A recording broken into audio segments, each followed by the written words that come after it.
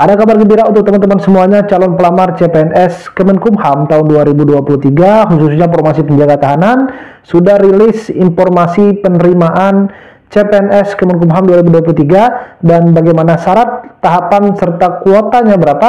Langsung tonton video sampai tuntas.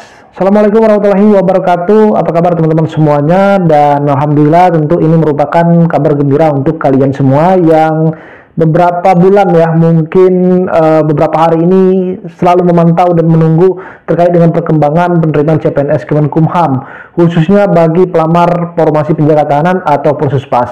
Dan untuk teman-teman ketahui bahwa tahun 2023 Kemenkumham hanya membuka 2 formasi untuk CPNS ya. Kalau P3K itu ada jabatan teknis, kemudian ada untuk jabatan kesehatan ya. Tapi untuk CPNS hanya 2, yakni Formasi Penjaga Tahanan atau Puspes, dan yang kedua adalah formasi dosen. Dan formasi dosen ini hanya untuk mereka yang lulusan S2 ya. Tetapi kalau untuk yang Formasi Penjaga Tahanan ini bisa dilamar dengan menggunakan ijazah SLTA. Ijazah SLTA itu adalah ijazah SMA, SMK, Madrasah Aliyah, dan juga paket C. Jadi ada 4 ijazah yang masuk kategori dalam ijazah SLTA sederajat. Semua jurusan, SMK jurusan apa saja bisa mendaftar. Dan ini sudah rilis terkait dengan info resminya ya untuk formasi CPNS Kemenkumham 2023 per tanggal hari ini ya, 19 September 2023, dan ini merupakan kabar gembira. Nah, kita lihat untuk surat edaran resminya atau pengumuman resminya, ini nomor surat 02.01 kemudian 633 tentang pengadaan calon pegawai negeri sipil CPNS Kementerian Hukum dan Asasi Manusia tahun anggaran 2023. Nah, kalau kita lihat untuk unit kerja yang mendapatkan alokasi kebutuhan ada 2. Yang pertama adalah Badan Pengembangan Sumber Daya Manusia atau BKPSDM ya, BPSDM Kementerian Hukum dan Asasi Manusia. Ini khusus untuk formasi dosen ya, tetapi bukan formasi SLTA. Jadi SLTA tidak ditempatkan di BPSDM. Ini khusus formasi dosen. Kemudian yang kedua ada kantor wilayah atau unit kerja di kantor wilayah Kementerian Hukum dan Asasi Manusia yang terbagi ke dalam 33 kantor wilayah ya. Jadi tahun ini semua kantor wilayah ya, 33 kantor wilayah ini membuka penerimaan CPNS Formasi Penjaga Tahanan. Nah, kemudian kita lihat untuk kuota yang buka terlebih dahulu ya, sebelum kita ke syarat. Untuk kuota yang buka ini mulai dari Aceh sampai dengan Papua ini ya. Papua ini dibuka. Untuk Aceh itu pria 37 orang, kemudian untuk wanita tidak ada ya. Kemudian Bali 10 orang, wanita ada 2. Kemudian Banten 31 pria, 3 wanita, Bengkulu 9 pria, wanitanya tidak dibuka atau tidak ada kuotanya. Jogja 18 orang pria, 2 wanita. Kemudian Jakarta. Nah, Jakarta ini seperti tahun sebelumnya 2021 Jakarta tidak membuka penerimaan baik pria maupun wanita. Tetapi untuk tahun 2023 ini Jakarta membuka ya sebanyak 21 alokasi untuk kebutuhan penjaga tahanan, ini yang pria, tetapi untuk wanitanya tidak dibuka. Gorontalo 5 pria, kemudian wanita tidak dibuka. Jambi 19 untuk wanita tidak juga. Kemudian Jawa Barat ini cukup banyak, 82 ya formasi untuk pria. Untuk wanita sayang sekali hanya sedikit, 4.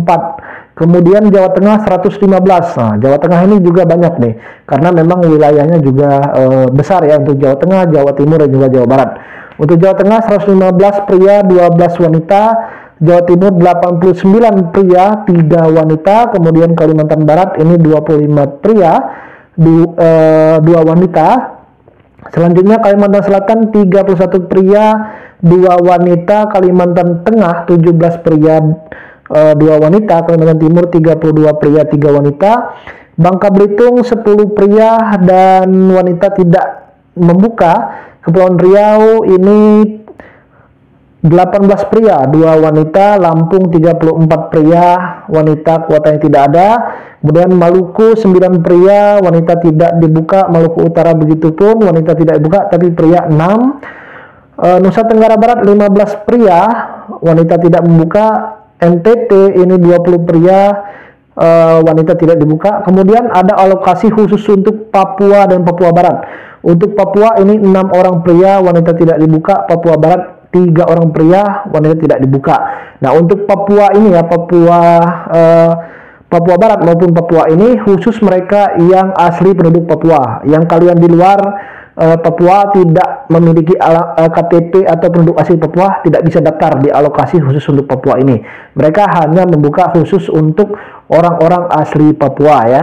Kemudian Riau 30 pria, wanitanya 2. Kemudian Sulawesi Barat 6 pria, wanitanya tidak ada. Sulawesi Selatan 55 pria, 2 wanita. Kemudian Sulawesi Tengah 18 pria, 0 wanita. Kemudian Sulawesi Tenggara 12 pria, 2 wanita. Kemudian Sulawesi Utara 16 pria, wanita tidak ada. Kemudian Sumatera Barat 28 pria, wanita 2. Sumatera Selatan 47 pria, wanita 2. Nah, ini saya dari Sumatera Selatan ya. Jadi buka Sumatera Selatan, tapi wanita sayang sekali hanya 2. Sumatera Utara 76 pria dan wanitanya 3. Total yang dibuka adalah 1000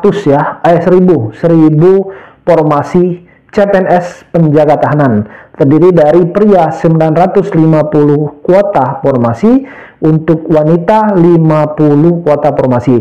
Jadi wanita sangat sedikit sekali, banyak dari kantor wilayah atau kanwil tidak membuka penerimaan untuk formasi CPNS penjaga tahanan khusus wanita ini. Ini sangat disayangkan sekali ya. Apalagi seperti Jakarta kemarin tahun 2021 tidak menerima, tahun ini juga tidak menerima. Tetapi ada opsi lain kalau teman-teman di daerahnya tidak mendapat alokasi. Tapi untuk pria semuanya dapat ya, hanya wanita yang beberapa kantor wilayah yang tidak mendapatkan alokasi penerimaan CPNS kuota penjaga tahanan ini. Kemudian untuk penempatannya nanti ya, penempatan kemudian untuk di mana kalian tesnya ini, balik ke kantor wilayah atau kanwil masing-masing.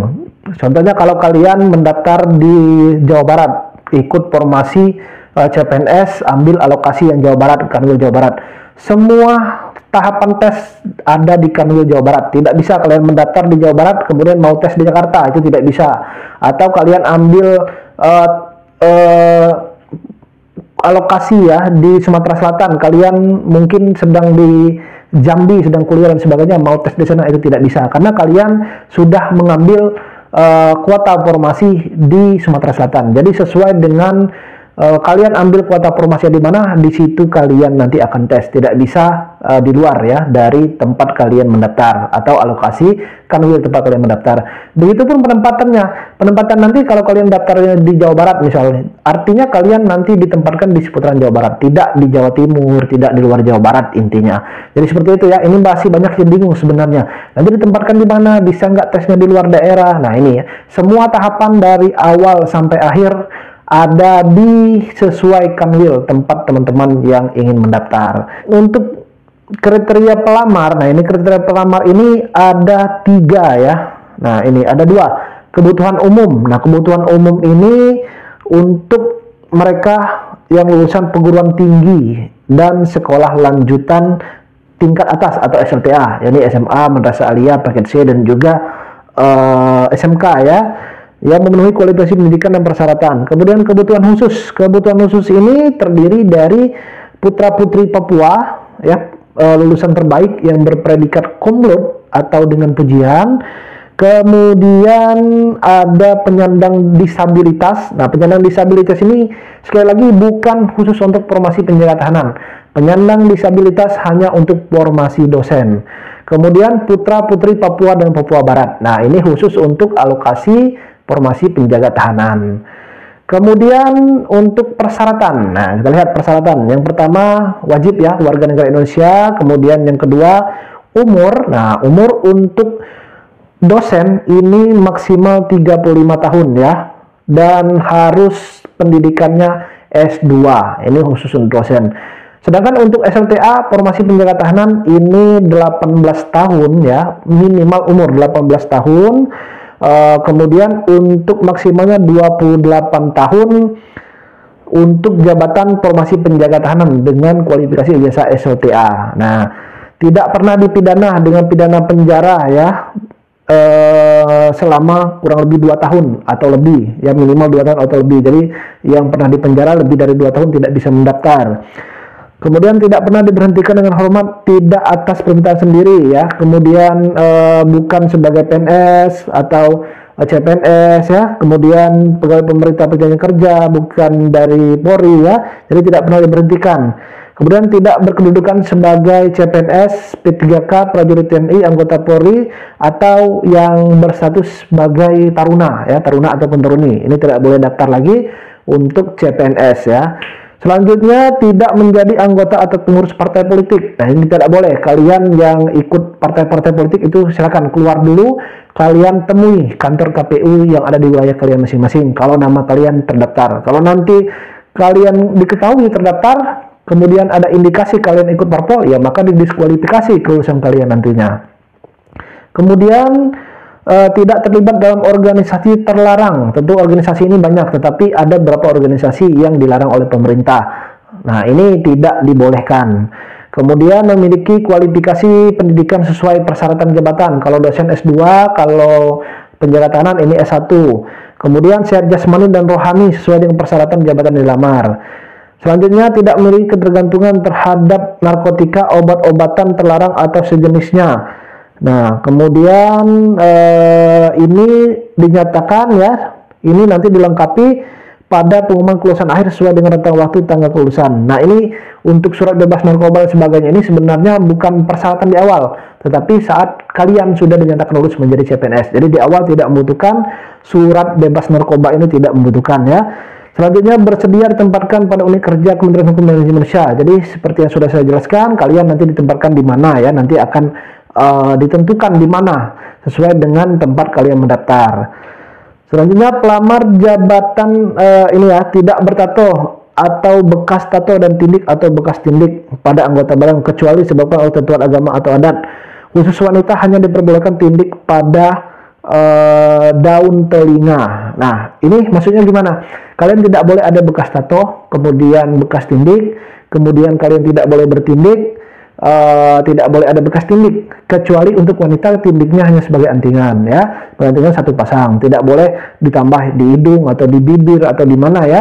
Kemudian untuk kecuali kalian ada tato atau tindik karena adat atau agama tertentu. Nah, ini harus kalian meminta surat keterangan dari pemangku adat atau pemangku agama. Nanti akan ditanya saat tes pengamatan fisik. Nanti pengamatan fisik kalian akan diperiksa. Kalau ternyata ada, kalian disebabkan karena adat, karena agama, kalian buktikan bawa surat tersebut saat tes pengamatan fisik. Tapi di awal tidak dilampirkan. Selanjutnya, pelamar jabatan penjaga tahanan kualifikasi ijazah S1 sederajat ya, sesuai dengan domisili tergantung pada KTP. Nah, ini ya, yang terakhir ini adalah apabila pelamar yang provinsinya tidak sesuai dengan KTP dan ingin mendaftar di wilayah provinsi lain, wajib membuat surat keterangan dari kelurahan atau desa setempat yang menerangkan bahwa bersangkutan telah berdomisili pada wilayah provinsi tersebut. Artinya, kalian yang mendaftar di luar domisili boleh. Nah, yang kalian alokasinya di wilayahnya perempuan ya, tidak ada, seperti Jakarta tidak ada. Nah, kalian ingin mendaftar misalnya di Jogja perempuannya ada, walaupun 2 ya. Kalian bisa mendaftar di sana, walaupun KTP kalian asli orang Jakarta. Kalian mungkin di Jogja sedang kuliah atau kerja, bisa di sana, tetapi dengan menggunakan surat tambahan yakni surat keterangan domisili. Nah, surat keterangan domisili ini mintanya di wilayah Jogja, bukan di wilayah Jakarta, karena kalian daftarnya di Jogja. Mintanya harus setara desa ataupun lurah ya. Bisa kepala desa atau bisa lurah. Tidak boleh tanda tangannya itu seklur, sekdes, stafnya tidak boleh. Atau dari RT atau RW itu tidak boleh. Ada yang tanya, ini katanya sekarang dari RT dan RW ya mengeluarkan surat domisili. Ya, memang secara hukum sah, tetapi yang diminta persyaratan adalah harus dikeluarkan dari desa atau dari kelurahan. Nah, ini wajib ya, sesuai dengan persyaratan. Selanjutnya, untuk pelamar pada jabatan penyelenggaraan jenis kebutuhan khusus putra-putri Papua Barat berdomisili di Provinsi Papua dan Papua Barat. Nah, ini khusus, tidak boleh yang kalian misalnya KTP di luar Papua karena ingin daftar di Papua, kalian buat domisili di Papua, ini tidak boleh karena orang Papua asli, harus orang Papua asli, KTP Papua asli. Kalau kalian ada KTP Papua, boleh daftar ya, Papua dan Papua Barat ini. Tapi kalau tidak ada menggunakan surat domisili, itu tidak boleh di Provinsi Papua dan Papua Barat. Tinggi badan untuk formasi penjaga tahanan 165 cm, masih sama pria, 160 cm untuk wanita. Selanjutnya jenis kebutuhan umum, ini kebutuhan jabatan untuk dosen ya. Sekali lagi untuk dosen ini minimal strata 2 ya, minimal strata 2. Kemudian untuk jabatan penjaga tahanan minimal ijazahnya SLTA sederajat ya. Nah, SLTA ini SMA, SMK, Madrasah Aliyah, kemudian paket C. Nah, kemudian untuk kalian yang memiliki ijazah SLTA luar negeri, misal kalian sekolah di luar negeri ya, kemudian pulang ke Indonesia, nah ini harus kalian minta surat penyetaraan dulu ya, dari Kementerian Penyelenggaraan Urusan Pemerintah di bidang pendidikan, kebudayaan, ilmu pengetahuan dan teknologi. Jadi kalian minta surat penyetaraan di Kementerian Pendidikan ya, untuk kalian yang hanya lulusan luar negeri. Kalau kalian sekolahnya lulusan dalam negeri, SMA-nya, SMK, itu tidak perlu ya meminta surat penyetaraan ini. Surat penyetaraan ini hanya khusus untuk teman-teman yang lulusan dari luar negeri. Kemudian jenis kebutuhan penyandang jenis kebutuhan lulusan terbaik predikat cum laude ini hanya untuk dosen. Jenis kebutuhan penyandang disabilitas hanya untuk dosen. Jenis kebutuhan putra-putri Papua dan Papua Barat, nah ini khusus mereka yang asli lahir memiliki KTP di Papua ya dan Papua Barat. Nah ini khusus mereka yang berdomisili ataupun yang asli orang sana. Nah, kemudian untuk tata cara pendaftaran. Nah, pendaftarannya ini bukan di portal CASN kemenkumham.go.id, tetapi kalian daftarnya tetap sama di portal SSCSN. Jadi daftar SSCSN bkn.go.id, kemudian akun ya, garis miring akun. Dengan terlebih dahulu membuat akun disertai dengan mengisi formulir. Jadi kalian nanti tetap daftarnya di akun SSCSN, di portal SSCSN, kemudian kalian buat akun di sana ya. Nah, buat akunnya kapan? Mulai tanggal 20. Boleh nggak tanggal 21, tanggal 22? Boleh, nggak apa-apa. Ya, nggak harus tanggal 20 kalian buat akun. Selagi masih masa pendaftaran. Masa pendaftaran kan sampai 9 Oktober. Kalian mau daftarnya tanggal 21, tanggal 1 Oktober, tanggal 9 Oktober pun terakhir boleh ya untuk buat akun ini. Kemudian kalian nanti di sana melakukan pendaftaran ya. Nah, kalian melakukan pendaftaran, selanjutnya kalian login di sana ya. Nah, untuk pendaftarannya boleh nggak buat akun hari tanggal 21 misalnya, kemudian pendaftarannya tanggal 22, boleh nggak? Boleh, nggak apa-apa. Atau kalian tanggal 22 buat akun langsung mau pendaftaran, nggak apa-apa, boleh juga. Jadi untuk video ini sudah saya buatkan ya, nanti rilis ada video terbaru terkait dengan tahapan, nanti saya akan buatkan. Jadi kalian baca terlebih dahulu untuk sekarang, nggak apa-apa, masih lama proses pendaftarannya. Pembuatan akun hanya dapat dilakukan sebanyak 1 kali. Jadi kalian hanya bisa 1 kali buat akun, tidak boleh lebih dan tidak bisa lebih ya. Selanjutnya pelamar hanya bisa memilih 1 instansi. Jadi kalau kalian sudah mendaftar formasi penjaga tahanan, instansinya Kemenkumham, tidak boleh mau daftar kejaksaan lagi atau P3K, ini tidak boleh ya. Kalian sudah daftar CPNS, nggak boleh daftar P3K. Kalian sudah daftar formasi penjaga tahanan, tidak boleh ambil formasi misalnya pengadministrasian perkara di kejaksaan, itu tidak boleh. Jadi hanya pilih 1 ya. Selanjutnya dalam hal pelamar diketahui melamar lebih dari 1 instansi, jenis jabatan atau jenis jalur kebutuhan menggunakan 2 nomor identitas pendudukan berbeda, bersangkutan dianggap gugur. Nah, kalau kalian ketahuan menggunakan 2 identitas ya dengan nama yang sama, mungkin kalian ada KTP-nya double, tapi untuk nick-nya beda ya. Terkadang mungkin ada kesalahan data dan sebagainya atau manipulasi, ketahuan kalian akan gugur atau dikenakan sanksi sesuai dengan peraturan perundang-undangan. Karena ini 2021 banyak yang manipulasi. Jadi buat 2 nama ya, maksudnya buat 2 user ya, dan KTP berbeda, tetapi orangnya itu aja, 1 orang. Nah, ini ketahuan kalian gugur, diskualifikasi. Untuk unggah dokumen ya. Nah, ini unggah dokumen ini nanti kalian akan diminta untuk unggah dokumen. Nah, untuk unggah dokumen ini ya, kalian harus siapkan beberapa syarat dokumennya terlebih dahulu. Ini saya ringkas ya untuk syarat dokumennya ini. Jadi untuk syarat dokumen yang kalian butuhkan untuk mendaftar formasi jabatan penjaga tahanan ini. Yang pertama adalah surat lamaran dan surat pernyataan. Kalian surat lamaran dan pernyataan ini downloadnya di csn.kemenkumham.go.id ya.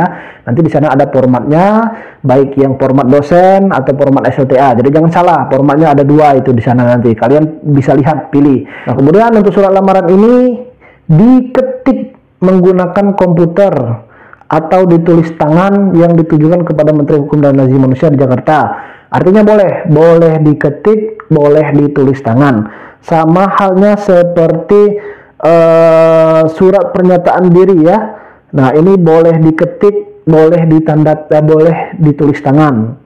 Karena ada tulisannya atau. Selanjutnya kalian setelah itu dibubuhi materai e-materai. Nah, ini wajib, berarti menggunakan e-materai 10.000 yang diperoleh melalui http://ematerai.co.id. Nah, kalian untuk video e-materai ini sudah aku buatkan lebih dulu, kalian silahkan tonton, bisa kalian buat akun e-materai, kemudian beli materai, baru kalian bubuhkan. Nah, ini bagaimana maksudnya surat lamaran dan pernyataan ini? Surat lamaran pernyataan kalian download ya, kalian download. Kemudian kalian bisa langsung ketik ya, bisa kalian langsung ketik.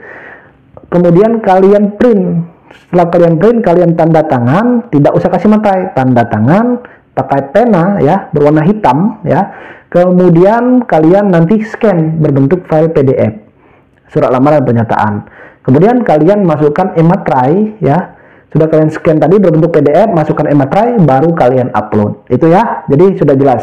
Atau kalian bisa surat tersebut kalian download, kemudian kalian print, kalian tulis tangan, kalian isi dengan tulis tangan, itu boleh karena ada atau di sini. Kemudian kalian scan, baru kalian masuk e-materai, nanti kalian baru upload. Jadi itu ya, jelas untuk surat lamaran dan surat pernyataan. Selanjutnya,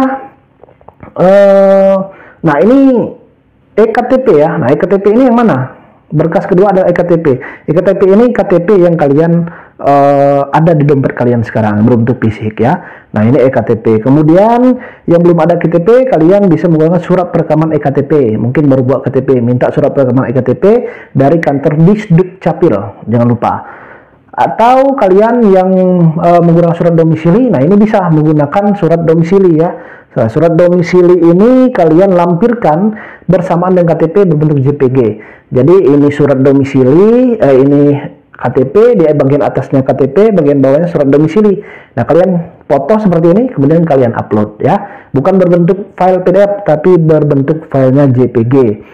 Selanjutnya adalah pas foto 4x6 pakaian formal berlatar belakang merah. Oke. Pakaian formal, pakaian putih aja. Mau pakai dasi boleh, pakai jas juga boleh ya.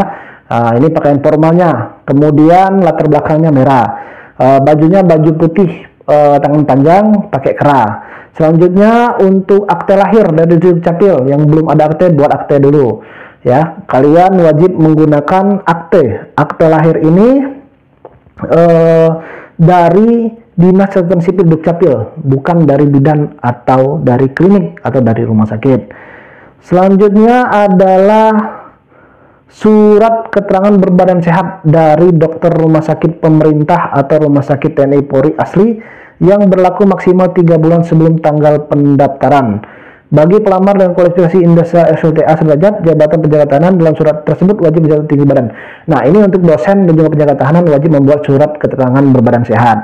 Buatnya di mana? Buat di rumah sakit ya, di rumah sakit pemerintah atau rumah sakit TNI atau Polri. Jadi kalau di sini tidak tuliskan puskesmas, jadi harus rumah sakit pemerintah, bukan rumah sakit daerah, rumah sakit pemerintah ya, rumah sakit Polri atau rumah sakit TNI yang dari dokter. Nah, ini tidak disebutkan dokter harus PNS. Jadi dokter yang nggak PNS atau PNS boleh. Yang penting suratnya itu untuk ijazah SLTA mencantumkan tinggi dan berat badan. Mau ada misalnya golongan darah atau MCU dan sebagainya, itu opsional. Yang penting dalam suratnya ada kop surat ya, di rumah sakit mana buatnya, kemudian ada nomor surat, kemudian ada menyatakan tinggi dan berat badan untuk formasi penjaga tahanan dalam surat tersebut, kemudian ditandatangani oleh dokter baik itu PNS atau tidak, kemudian ada capnya atau barcode dari dokter. Nah, itu baru sah ya untuk surat keterangan berbadan sehat, dan ini wajib nanti kalian kirimkan ke saat unggah dokumen di SCSN. Untuk dokumen ijazah, nah ini ya. Untuk ijazah adalah SMA, SMK, MA paket C. Nah, ini khusus ijazah SLTA ya. Kemudian boleh pakai SKL nggak? Boleh. Ini ada keterangannya. Jadi boleh menggunakan SKL ya. Nah, atau surat keterangan hasil ujian nasional. Nah, selanjutnya adalah scan berwarna surat penyertaan ijazah transkrip nilai asli dari Kementerian Penyelenggaraan Urusan Pemerintah, Pendidikan Kebudayaan, Teknologi. Nah, ini khusus untuk yang penyetaraan ya. Untuk penyetaraan ijazah luar negeri ini harus disetarakan. Ijazah kalian tamat ijazah luar negeri kalian disetarakan di Kementerian Pendidikan. Nah, atau kalian yang bagi lulusan pesantren atau madrasah seperti contohnya madrasah aliyah ya. Ini harus minta surat penyetaraan ya dari kantor atau kementerian menyelenggarakan urusan pemerintah di bidang agama. Jadi di Kemenak mintanya surat penyetaraan Kemenak, kemudian digabungkan dengan ijazah atau transkrip nilai atau daftar nilai. Jadi digabungkan, nanti di scan-nya surat penyetaraan untuk yang madrasah aliyahnya MA, ijazahnya itu dalam satu file PDF ada 2 dokumen, ada ijazah dalamnya, kemudian ada yang kedua adalah surat penyetaraan ya. Kemudian yang SKL ini kalian nanti di kolom upload ijazah itu uploadnya SKL, kemudian di kolom untuk upload transkrip nilai upload lagi SKL. Jadi boleh pastikan di SKL-nya ada daftar nilai. Kemudian ada tambahan untuk kalian yang mendaftar di Formasi Papua dan Papua Barat, ini harus meminta surat keterangan asli dari lurah atau kepala desa atau kepala suku yang menerangkan bahwa pelamar asli dari Papua dan Papua Barat. Nah, ini wajib untuk teman-teman yang mendaftar dari asli orang Papua dan Papua Barat. Ini wajib ya, minta sebagai tambahan karena di sana nanti ada untuk ketentuannya. Nah, kemudian untuk tahapan seleksi dari Formasi Penjaga Tahanan ini kalian nanti mendaftar ya, mendaftar mengunggah dokumen mengisi data di laman scsn.dkn.go.id, bukan di laman CASN Kemenkumham. Selanjutnya kalian ini daftarnya online. Nanti setelah lulus akan diinfokan baik itu di website kanwil kalian masing-masing atau sosmed di kanwil kalian masing-masing ya. Atau nanti akan diinfokan langsung di casn.kemenkumham.go.id. Biasanya langsung terpusat di sana untuk pengumuman kelulusan ini. Kemudian kalian nanti akan mengikuti tes SKD-CAT. Nah, tes SKD-CAT ini dengan bobot total 40% dari total nilai akhir. Jadi 40% untuk total bobot tes SKD-CAT. SKD-CAT ini sesuai dengan wilayah tempat kalian mendaftar.